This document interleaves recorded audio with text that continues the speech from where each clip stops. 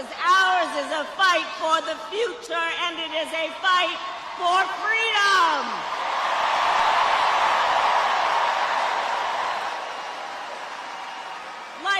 আমাদের লড়াই চলতে থাকবে, আমরা জিতব।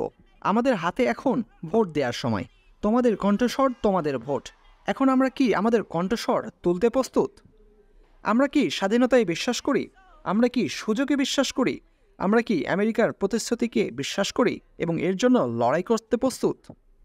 যখন আমরা লড়াই করি তখনই আমরা জিতি।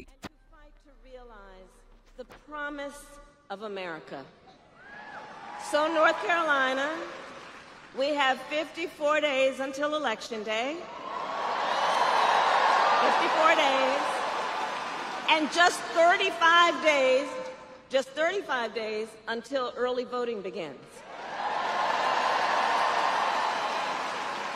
And it's not only the presidency that's on the ballot. There are many important races, including Josh Stein running for governor.